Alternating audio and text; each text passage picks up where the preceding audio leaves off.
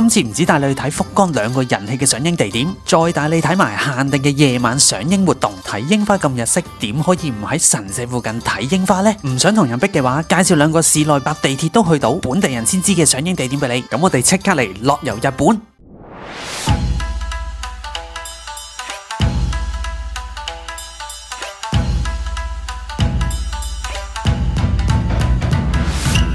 大家好，歡迎翻嚟樂遊日本，係阿 T。今年日本嘅天氣呢，忽冷忽熱咁樣啊，搞到櫻花開嘅時間呢都好難預測。大家如果嚟福岡玩嘅話呢，就記得要捉緊賞櫻嘅尾巴啦。4月頭嚟呢，應該係最靚嘅時間噶啦。因為如果你復活節嚟呢，我諗已經冇得睇噶啦。我3月尾睇嘅時候呢，已經開得七七八八啦。咁開始之前，如果你仲未訂閱我嘅頻道嘅話呢，咁記得訂閱我嘅頻道啦。咁呢個頻道呢，係關於一啲日本嘅小知識，即係嚟旅行嘅小貼士同埋資訊嘅。好，咁我哋就開始。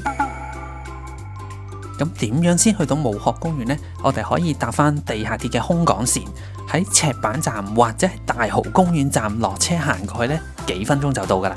咁以前呢度呢，福岡城嚟嘅，咁但係而家呢已經冇咗個城噶啦。咁所以去出邊嘅護城河呢，你都見到已經有啲櫻花種咗喺度。咁喺你入去之前呢，已經開始見到啲櫻花噶啦。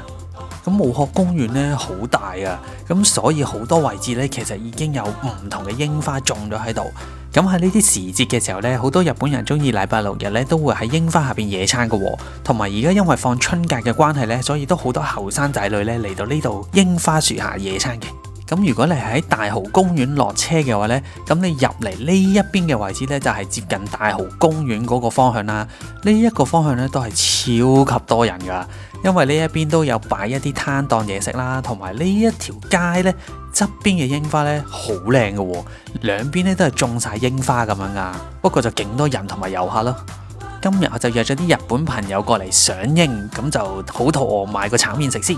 個 friend 就見到話有櫻花雪糕喎，咁冇理由唔試下噶，仲要係福岡城限定啊。不過就冇乜櫻花味，奶味濃，400yen 20蚊檔，打個卡都抵啦。喺城門隔離嘅呢一條行人路呢，都有好多櫻花噶喎，亦都兩邊種滿咗櫻花啦，同埋比較矮嘅，咁所以打卡呢都容易啲。同埋相對喺頭先大街買嘢食嗰邊呢，呢邊嘅人流呢就算少翻啲噶啦。唔信，但你哋睇下過多1個鐘頭之後嗰條大街係咩環境？嗱，你哋睇下係咪多人到好似行花市咁樣啊？雖然冇行花市咁逼，但係你放眼望落去個畫面嗰度，全部都係人嚟噶。其實咁人氣地點人多都正常嘅，因為真係太多人呢。跟住我就去咗另一邊，就叫做御櫻屋敷遺跡，咁係上少少斜坡，係一個平台嚟嘅。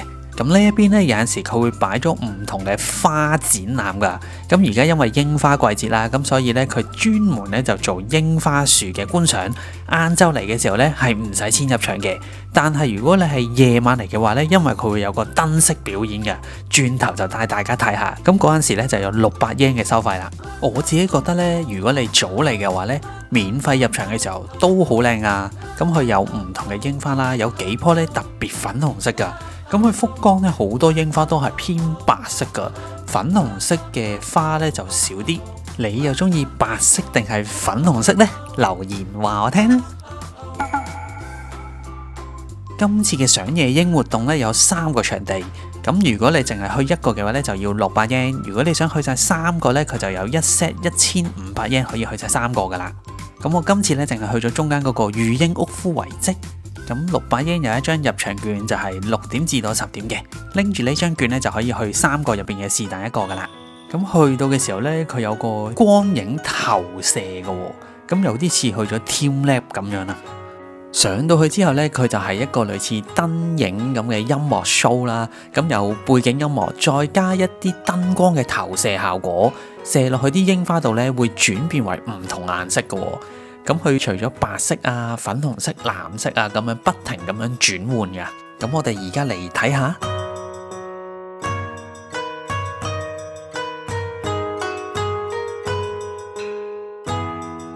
除咗變換顏色之外呢，朝頭早見到佢有個 disco ball， 原來就係咁樣用。不過佢個投影位置同埋燈光效果呢，其實淨係集中喺一個範圍之內嘅咋，咁就唔係好大。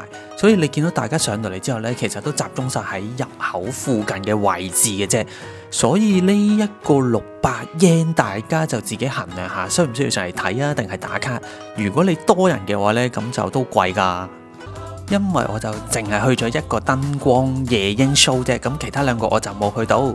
咁其實如果唔俾錢入去呢啲夜櫻 show 嘅話呢，公園範圍入邊呢都有少少燈光效果可以睇得到嘅，當然就冇咁厲害啦，淨係打咗燈呢射上去啲櫻花樹嗰度，而且近赤坂範圍嗰一個地帶呢，亦都係一個超級大型嘅地方呢，佢有好多屋台啊，同埋唔同攤位呢可以食嘢同埋買嘢嘅。喺呢個位呢，仲見到臨時搭建嘅天守閣啊，嗰邊呢都係要俾錢入場嘅。咁既然冇俾錢，就喺度打個卡當去咗啦。而喺佢對出呢，就係武學公園赤坂站嗰邊嘅入口啊。咁呢一個位置呢，有幾棵好大嘅櫻花樹，而且佢喺護城河嘅隔離呢，所以呢可以影到櫻花嘅倒影啊。好多人呢都會入嚟之後呢，喺呢度狂打卡影相。大家嚟嘅話記得唔好錯過，最遠仲見到福岡塔添啊！跟住咧就要介紹西公園啦。去西公園嘅方法咧都係由大蠔公園出發，跟住咧大約行15分鐘左右啦，就去到西公園噶啦。而西公園咧喺福岡嚟講咧係唯一一個入選日本櫻花名所100選之中噶，咁所以咧其實都好值得嚟睇。喺賞櫻期間咧，佢哋都仲有啲祭典啦，亦都有啲屋台有啲小食可以食嘅。上去西公園嘅話咧，有少少斜路，不過咧都唔算好難行。而喺你行緊嘅途中咧，兩邊都係櫻花樹，櫻花樹上面咧仲擺咗好多日式嘅燈籠，打卡影相嘅時候咧特別有日本 feel 啊！而喺中間位置咧，仲有一個平台擺咗平野二郎嘅紀念銅像。咁呢個位置咧，亦都有成大片櫻花樹喺度俾你打卡。咁人咧就唔算多噶，相比起頭先武學公園啊、大蠔公園嗰一邊咧，呢度嘅人流咧，我諗得翻1/10左右啦。因為要行遠少少啦，咁所以我覺得大家一定要嚟呢一邊啊！上到嚟西公園之後呢，亦都見到一片嘅櫻花樹海啊！好多人喺右邊嗰度呢開始野餐啦。咁呢一邊呢，亦都掛咗燈籠。頭先喺武學公園嗰邊呢就冇燈籠啊，呢邊呢就有啲節日祭典嘅氣氛多啲啦。而且呢，佢仲有馬騮仔表演嘅喎。有興趣嘅朋友呢，如果時間夾得到呢，都可以欣賞一下。日本好多特別嘅活動啊，或者神社外面呢都有呢啲馬騮表演 show 噶。頭先見到右邊嘅環境呢，就係咁樣噶啦，好多日本人呢都一樣會中意喺呢一個位置呢野餐啊，或者係同啲朋友坐喺度傾偈咁樣噶。呢個位置望落去呢，一片櫻花景，再加啲屋台喺後邊呢，成個超和風嘅感覺出晒嚟啊！跟住沿住呢個櫻花樓梯向上行嘅話呢，我哋就會見到一個神社啦。咁呢個神社呢，就叫做光雲神社，咁主要呢係祭祀黑田氏父子啊，咁佢哋呢係武士嚟嘅喎，咁所以呢，入邊用咗呢水牛頭盔呢，整咗一個洗手台出嚟啊。平時我哋嗰啲洗手台呢，都係啲龍啊或者係其他木啊竹啊咁樣做啦，佢呢個呢，就係用水牛頭盔做成啊，配襯住後邊嘅櫻花景呢，好特別。喺神社隔離呢，仲有個渡河喎，咁呢個就叫做宣太郎渡河神社。佢最出名係咩呢？就係佢嘅神社外邊你見到啲燈箱呢，係狐狸公仔嘅燈箱啦，仲會發光噶。如果你夜晚嚟嘅話呢，更加靚。呢個係福岡其中一個好標誌性嘅打卡位嚟噶。如果你怕人多嘅話呢，我強烈推薦你可以去博多車站附近行15-16分鐘左右啦，就去到嘅山王公園。咁只要你喺博多車站竹字口一出，向前轉右再一直行呢，咁就到噶啦。地圖粉紅色顯示嘅呢，就係櫻花樹嘅位置啦。你可以見到呢，其實好多位置都有櫻花樹噶。一入嚟嘅話呢，就見到一條步道啦。呢條路嘅側邊呢，已經種滿晒櫻花樹噶啦。你可以見到呢，人流呢係接近少之又少啊。所以你想喺呢度點樣打卡影相呢，都完全冇難度。再行前啲，呢個沙地球場呢，都有一排櫻花樹噶喎。如果你想有呢一個沙地景再加櫻花景呢，喺呢個位置呢，就最適合啦。之後再沿住山坡走上去呢，亦都見到一大片嘅櫻花樹海喎。呢一個位置呢，上面有個平台仔，係一個神社嘅後邊嚟噶。已經見到呢，有班日本人呢野餐完準備走啦。再向前行呢，就係頭先所講嘅神社平台位置。呢一度呢，圍住呢都係全部都係櫻花樹嚟噶。呢一邊呢，我就覺得相對地呢，人少啲，又冇咁嘈雜啦，而且呢一邊嘅位置呢，因為唔係有嗰啲屋台喺度啊，咁所以呢，好似感覺上乾淨啲同埋靜啲咯。如果中意清靜啲，慢慢欣賞櫻花同埋影下相嘅話呢，呢一邊呢就最適合不過啦。間中都一樣會有幾棵特別粉紅色嘅櫻花睇下嘅喎，粉紅色真係靚啲啊！而去到公園嘅另一邊呢，呢一邊呢就比較多人啦。有一排嘅櫻花樹啦，同埋有啲台台凳凳啊，咁樣方便大家可以喺度坐低。而且呢一邊呢，仲有啲屋台喺度嘅，所以就會多少少人啦。再向前行呢，呢一個位呢，我就覺得係全個公園最靚啊！點解呢？因為佢呢一度呢，真係兩邊呢都有櫻花樹種咗喺度啊！咁而且呢個山王公園呢，真係當地人先會嚟嘅啫，完全呢都冇見到有遊客啦。而家我哋見到畫面上面嘅人流呢，全部都係日本人啦，兼且呢，今日已經係星期日嚟噶，星期日先至係得呢一個人流量。對比起翻呢個武學公園嘅環境呢，山王公園呢度係咪別有一番風味同埋寧靜呢？如果真係純粹想睇櫻花嘅話呢，我真係強烈推薦大家要嚟呢一個山王公園。呢一個真係我呢個在地人嘅私心收藏推薦啊！忍痛介紹俾大家，希望之後唔會爆多遊客過嚟呢一個位啦，因為呢，佢真係喺博多站附近，唔係好遠嘅啫。我自己就冇揸車啦，咁所以呢，我就介紹一啲大家搭地鐵同埋行路都可以嚟到嘅地方，咁就簡單啲方便啲，因為唔係個個都自駕遊噶嘛。我自己就一樣啦，想去一啲呢近少少城市中心嘅位置，又欣賞到櫻花喎。因為如果你可能揸半個鐘啊，一個鐘頭先去到嘅嗰啲賞櫻地點呢，去到真係打個卡咁樣，又好似有啲浪費。咁如果呢一啲我哋都係感受下嘅啫，係咪？如果你都中意我介紹呢一啲當地人先知嘅地方呢，記得俾個 like 同埋留言支持下我啦。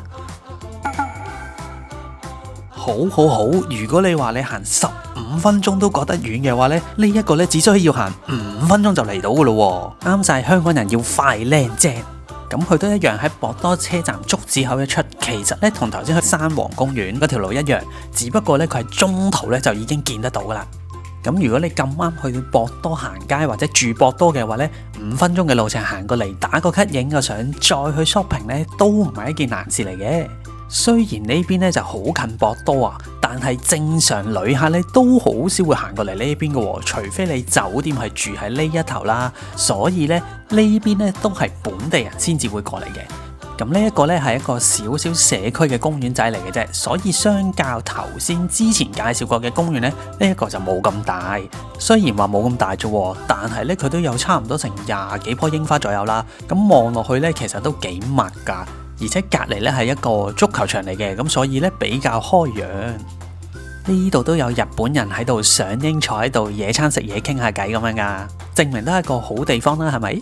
公園出邊呢，仲有幾棵櫻花樹嘅步道，同女朋友男朋友拖住手咁樣賞櫻都好浪漫噶。今次咧就介紹咗好熱鬧嘅武學公園、福岡唯一入選櫻花8選嘅西公園、冇遊客但係好多日本人都會去嘅山王公園，仲有喺博多車站只要行5分鐘就可以去到嘅中比惠公園，最後仲有期間限定嘅夜櫻觀賞節目。唔知大家最中意邊一個賞櫻地點呢？記得留言話我聽。咁如果中意呢條片嘅話呢，記得 like、share 同埋訂閱我嘅 channel 啦。咁如果有啲咩意見呢，咁都可以留言話俾我聽。想睇多啲日本最新嘅生活資訊或者係突發嘅事情呢，亦都可以 follow 我嘅 Instagram 嘅。有興趣嘅話呢，仲可以加埋我嘅 Facebook 同埋趣啊。好，咁我哋就下次再見，拜拜。